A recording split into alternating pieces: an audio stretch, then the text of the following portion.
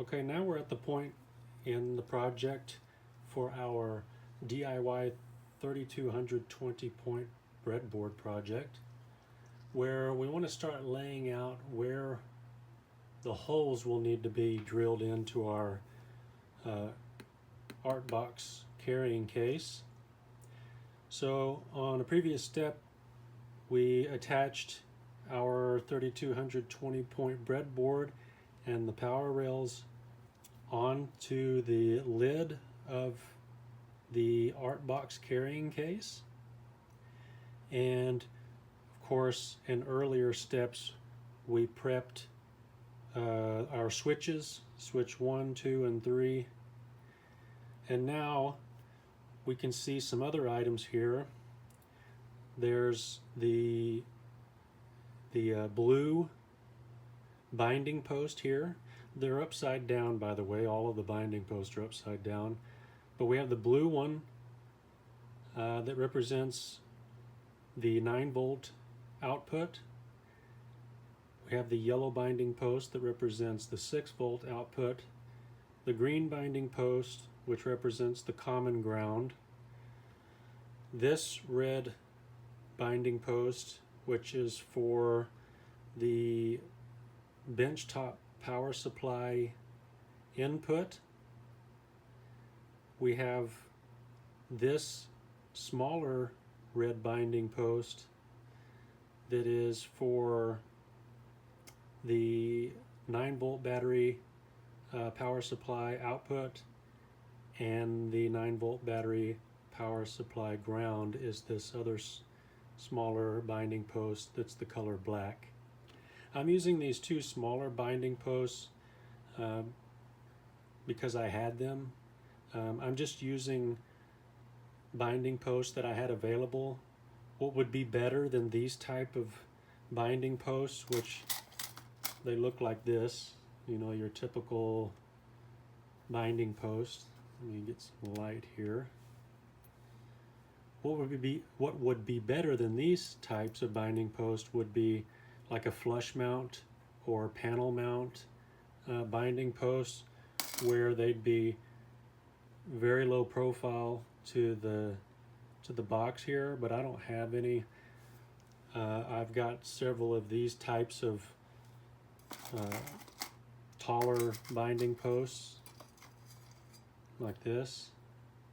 So I'm using these in different colors, and I decided to use these two smaller binding posts that I had available. I had them lying around specifically for the 9-volt battery power supply for the breadboard. This rubber grommet here I'm going to use as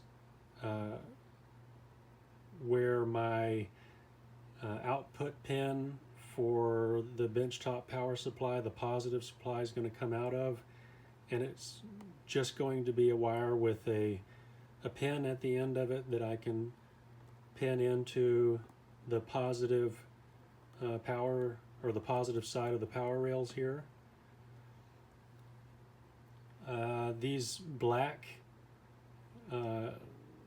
little LED panel mount pieces are on here. Let me get one so you can see it up close. I don't want to mess up what I've already laid out here, because I've spent way too much time trying to figure out how I wanted to lay out everything. And I tried to lay out everything on the box the best that I could, that would be easy to see what's going on, to see what's on, what may be more practical and ergonomic. But you can lay out your breadboard any way you'd like. I'm just laying mine out the way that you see it. At least that's how I plan to do it. So here's one of those. Let me get some extra light here. Here's one of those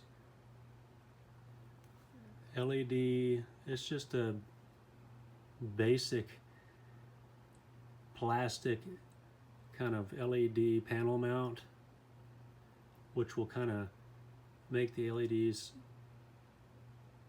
not so much sit flush, but sit down into the board a little bit, then sticking out. But I'm using those in some strategic locations on my setup here. So I said that I'll start from right to left this time. So I said here was for these binding posts here are for my 9-volt battery power supply. So this plastic LED panel mount will be the white LED that we'll be using to show that 9-volt battery power supply is on when switch 3 is flipped on. And just to let you know, we're referring to the schematic here that I put on the website for this project at mottbots.com.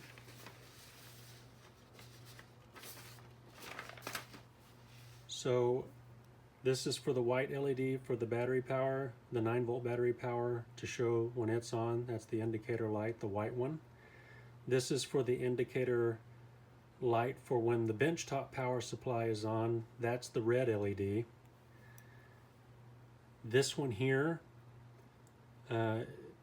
is for the yellow indicator light, and it's associated with when the 6-volt power supply is on.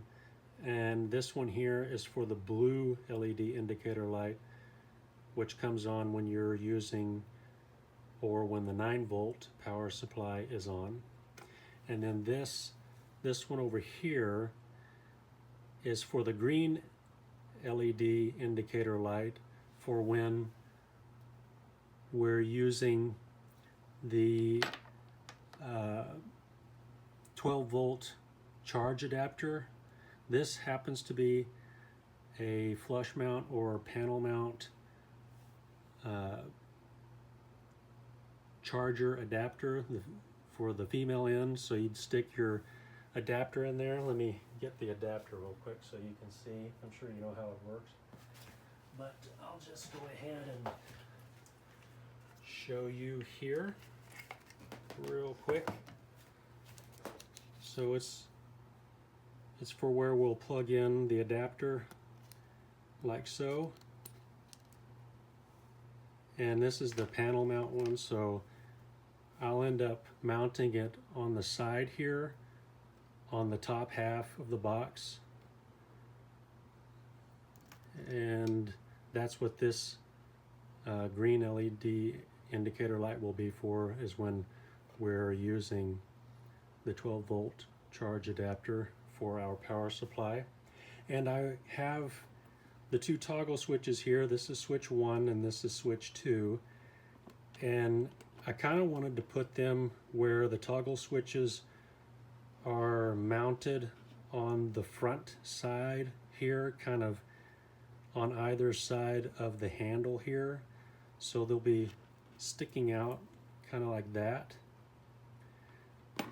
And then you can control them from here. And I figured that may be a little better than instead of having everything on top of here. Another thing that I had to consider, this is totally up to you as well, but I want to put labels on everything, and I had to set up everything in anticipation on where labels were going to be placed.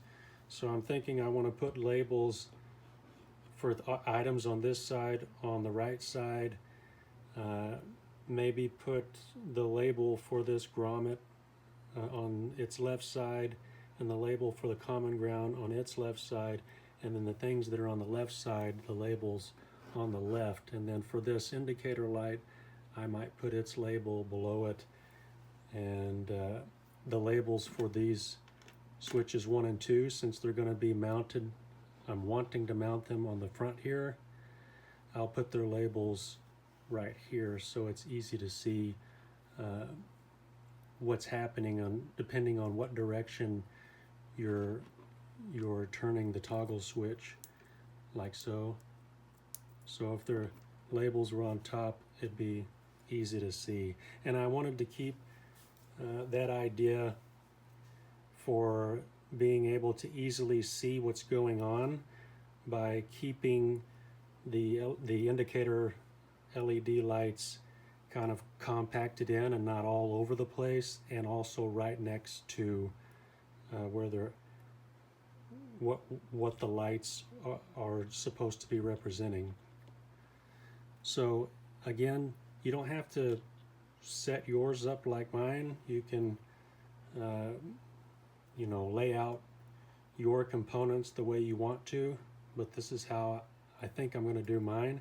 So the next thing that I'll need to do is that once I'm good and ready and I have the layout that I want set, I'm going to start kind of rough measuring and marking where everything's going to go, maybe even labeling where everything is going, and then I'll start marking where the holes need to be, and then I'll get my tools and start drilling holes, and that'll be in the next video.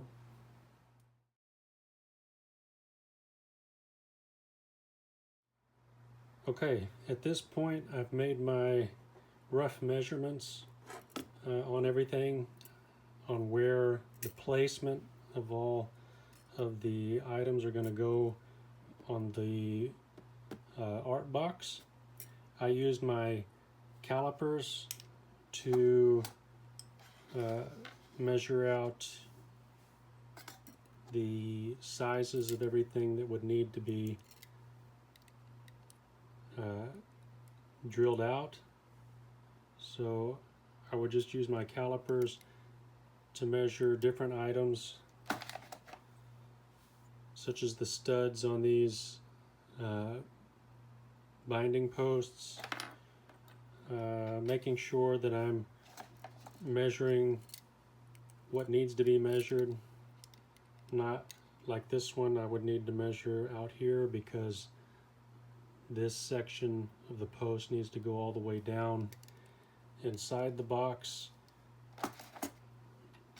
where this part here will sit on top of the box flush, sticking out like that. You just need to be aware of what you need to measure. Having a good calipers helps out a lot on how large your holes need to be, or how close you can get for the size of the holes that you need to drill. So I just used some pencil marks on here just to kind of roughly mark out and measure where I wanted things to go. As I said, I want to put the toggle switches 1 and 2 on the front end of the box on the same side as the handle. These are the other components here. I want to put the input DC jack, that panel mount right there. This guy, I want to put it in here. So you can lay yours out however you want. You can be more exact than I am or not. It's up to you. It's your project. So now I'm just going to drill the holes, and we'll go from there.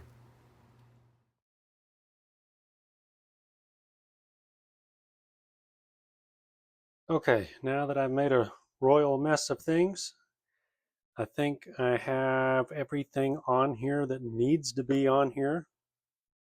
I've got all my binding posts here, my number 3 switch, or switch 3, which controls or will control, when everything's hooked up, the 9-volt battery supply. I have the 2 toggle switches here that are switch 1 and switch 2 that will eventually control the separate power supplies and the 9 and 6 volt power supplies. I've got the LED panel mounts. I've got this rubber grommet in that will eventually have a wire lead coming out with a pin at the end of it that will allow you to attach to the positive rails for the power rails. It's the positive output from the benchtop supply. This is the input. I've got the DC power adapter panel mount here. It'll be 12 volts DC coming in from a 12 volt charge adapter. And now we have our art box carrying case for our 3220 point breadboard all set up and ready to go. So the next thing that we'll need to do is start doing the circuitry for the insides, and we'll connect all these switch wires to it and then connect other wires to the binding posts and to the 12 volt charge adapter, and then we'll be that much closer to being finished with this project.